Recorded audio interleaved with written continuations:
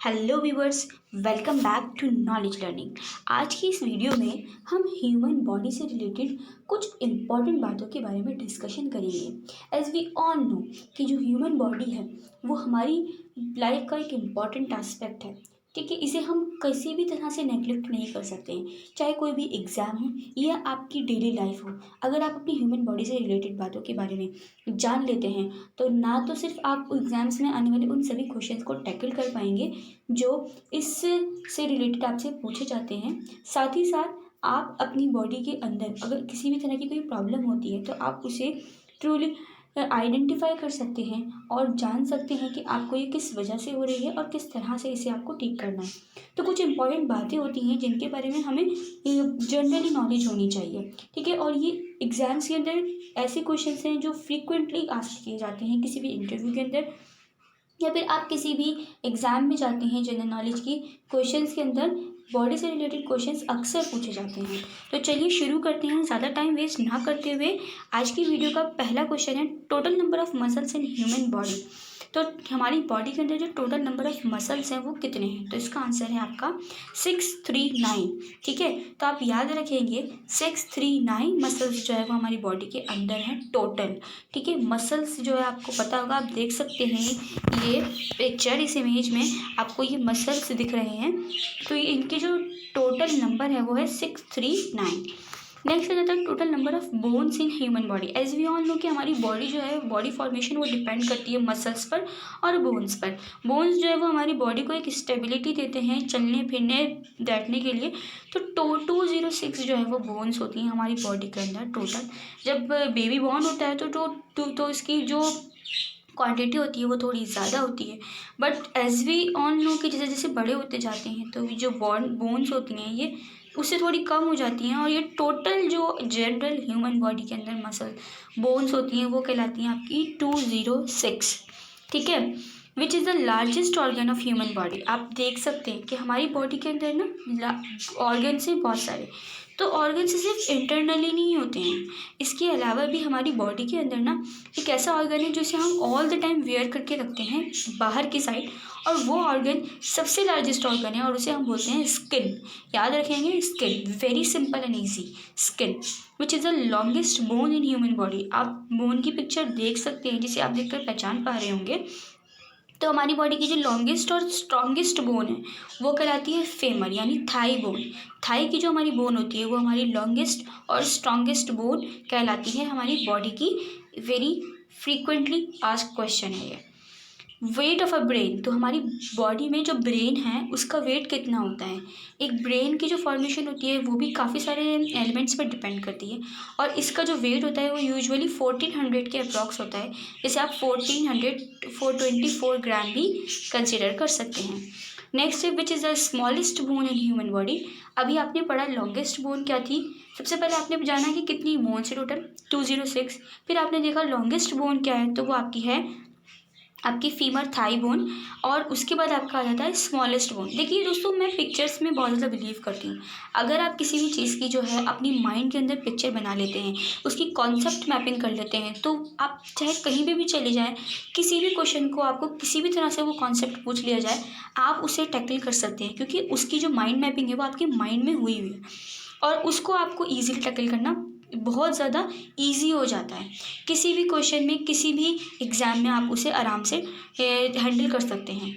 तो smallest bone है हमारी बॉडी की, आप इसे देख सकते हैं पिक्चर के साथ, आप इसे रिलेट करके याद रख सकते हैं। ईयर के अंदर मैलियस और स्टेप्स, और इसके अलावा इनकस, जो ये बोन्स आ जाती हैं ये हमारी कहलाती है smallest bone of a human body. ठीक है, ईयर के अंदर ये बोन्स हैं, मैलियस एंड स्टेप्स। अब उसके बाद ब्लड वॉल्यूम। ब्लड वॉल्यूम क्या है, आपका बॉडी का जो ब्लड वॉल्यूम होता है वो देखिए आपके वेट के ऊपर डिपेंड करता है, कितना वेट है और उसके अकॉर्डिंग जो कितना होना चाहिए नॉर्मल। तो 70 kg की बॉडी जो है उसके अंदर 6.8 लीटर ब्लड वॉल्यूम होना चाहिए। ठीक है, ब्लड का वॉल्यूम। नेक्स्ट आ जाता है आपका what is the normal BP a human must have. तो यहाँ पर आपके पास ऑप्शन है कि एक बॉडी के अंदर नॉर्मल बीपी कितना होना चाहिए, क्योंकि देखिए बीपी जो है ना वो दोनों ही सिचुएशन में बहुत ज़्यादा हज़ार्डस हो जाता है।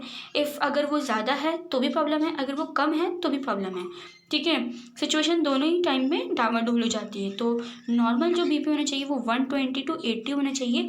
आप सभी जानते हैं इस बात को कि बीपी जो है वो दो तरह का होता है, एक ऊपर का होता है और एक नीचे का। बॉडी का आधा पोर्शन का अलग होता है और बॉडी के आधे पोर्शन का अलग होता है। तो ये जो नॉर्मल होना चाहिए ये 120 to 80 होना चाहिए, ठीक है। याद रखेंगे इस बात को। जैसे ही आपका बॉडी भी डाउन होता है या इससे कम होता है, 80 से ज़्यादा है तो भी प्रॉब्लम है, 80 से कम है तो भी प्रॉब्लम है, 120 से ज़्यादा है तो भी प्रॉब्लम है, 120 से कम है तो भी आपके लिए प्रॉब्लम हो सकती है। नेक्स्ट आ जाता है आपका ब्लड प्लेटलेट्स। ब्लड प्लेटलेट्स क्या होती हैं? देखिए प्लेटलेट्स जो होती है ना वो स्मॉल और कलरलेस सेल हैं हमारी बॉडी के अंदर, जो अगर किसी भी तरह की कोई ब्लीडिंग हो जाती है तो ये क्लॉट्स जो ये प्लेटलेट्स बन जाती हैं, और ये जो प्लेटलेट्स हैं ये ब्लड जो ब्लीडिंग जो होने लगती है उसे रोकती हैं, ठीक है। तो ये आ जाते हैं आपकी कितनी होनी चाहिए, ये आपकी लगभग होनी चाहिए 2 लाख से 4 लाख पर क्यूबिक mm, ठीक है, 2 lakh to 4 lakh. Next, which blood group is known as universal blood donor. आपको सभी पता होगा कि हमारी बॉडी के अंदर जो सबका ब्लड ग्रुप है वो उसकी जीन्स पर डिपेंड करता है, ठीक है। तो और वो ब्लड ग्रुप जो है वो मतलब कौन सा ऐसा ब्लड ग्रुप है जो यूनिवर्सल ब्लड डोनर है, वो किसी को भी अपना ब्लड डोनेट कर सकता है। तो इसका आंसर है ओ नेगेटिव। ओ नेगेटिव को blood universal blood donor consider किया जाता है। नेक्स्ट है which blood group is known as universal blood recipient. तो ब्लड रेसिपिएंट यूनिवर्सल, जैसे कि देने वाला यूनिवर्सल है, ऐसे ही एक ब्लड ग्रुप है जो यूनिवर्सली सबसे ले भी सकता है, तो वो रेसिपिएंट है ए बी पॉजिटिव। यहाँ पॉजिटिव का मार्क रह गया, पर आप याद रखेंगे ए बी प्लस जो है पॉजिटिव, ए बी पॉजिटिव, इसे हम यूनिवर्सल ब्लड रेसिपिएंट कंसीडर करते हैं। नेक्स्ट है ब्लड क्लॉटिंग टाइम। देखिए ब्लड क्लॉट्स क्या होती हैं? जब भी किसी आपकी आप रेगुलर मूवमेंट ना होने की वजह से किसी भी जगह पर आपके, अगर आप लिमिटेड मूवमेंट है और कोई भी मेडिकेशन हुई है आपकी, कोई इंजरी हो गई है वीन के अंदर, हार्ट के वीन्स के अंदर, तो उससे क्या होता है क्लॉट्स फॉर्मेशन होने लगती है। और ये जो क्लॉट फॉर्मेशन की टाइमिंग होती है ना, ये कितनी होती है? तो ये होती है आपकी 2 to 5 मिनट्स। और जहाँ पे भी जिस ज़्यादातर लेग्स के अंदर हो जाता है कि जब हम बैठे रहते हैं तो बैठे रहने की वजह से लेग्स में क्लॉट्स फॉर्मेशन हो जाती है, और उसमें क्या होता है आप देखेंगे कि जो एरिया होगा जहाँ क्लॉट फॉर्मेशन हुआ होगा उसके अराउंड का एरिया वो रेड हो जाएगा या फिर कलरलेस डिसकलर्ड हो जाएगा और वार्म होगा, टच करने पर थोड़ा गर्म महसूस होगा, वहाँ पे गुच्छा बन जाता है क्लॉट्स, ठीक है। उस गुच्छे को ही क्लॉट बोला जाता है, ब्लड क्लॉट। जो 2 to 5 मिनट्स की इसकी टाइम होती है, और ये अगर हार्ट में इसकी फॉर्मेशन हो जाती है तो ये लाइफ थ्रेटनिंग हो जाती है, इससे लाइफ पे भी बहुत ज़्यादा असर पड़ता है। नॉर्मल बॉडी टेम्परेचर कितना होना चाहिए ह्यूमन बॉडी का? तो एक ह्यूमन बॉडी का जो नॉर्मल बॉडी टेम्परेचर होना चाहिए वो फ़ारेनहाइट और सेल्सियस दोनों भी कंसीडर किया जाता है। तो 98.4 डिग्री फ़ारेनहाइट और 37 डिग्री सेल्सियस होना चाहिए।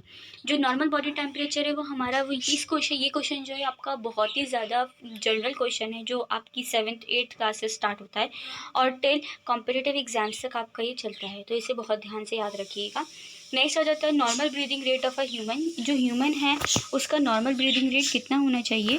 देखिए जो आप रेस्पिरेशन सिस्टम है आपका, आप पर मिनट पर कितनी ब्रीथ ले रहे हैं वही आपका नॉर्मल ब्रीदिंग रेट है। तो 16 to 21 पर मिनट, तो इसका आंसर है 16 to 20 पर मिनट। डेंटल फार्मूला, जो हमारी जो बॉडी है उसमें जो हमारे टीथ होते हैं, जब हम बच्चे होते हैं तो जब अलग होता है डेंटल फार्मूला, और जब एडल्ट हो जाते हैं तब अलग होता है। तो ये फार्मूला है एडल्ट का 32 और चाइल्ड 20।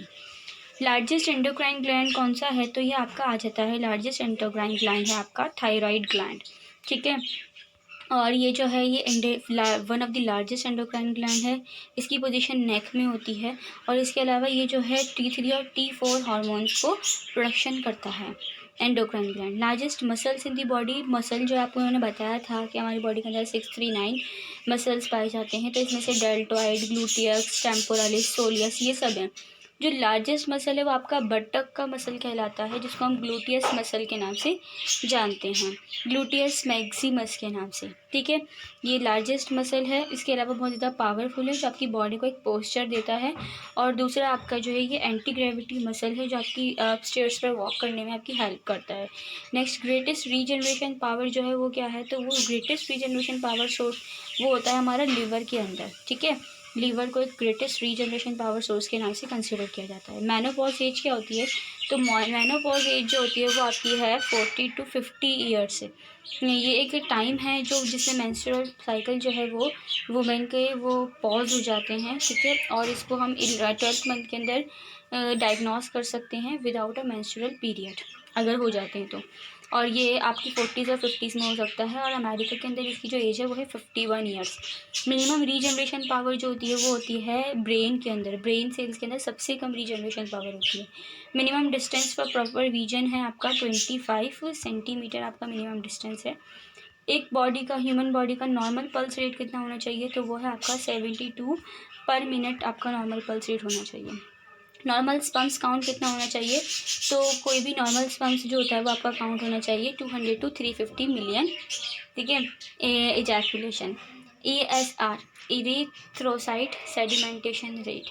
तो ESR जो है वो एक है इनडायरेक्टली मेजर डिग्री है, जो बॉडी के अंदर इन्फ्लेमेशन होती है उसको मेजर करने के लिए। तो इसका जो ESR रेट होना चाहिए वो आपका 4 to 10 मिनट पर आवर होना चाहिए।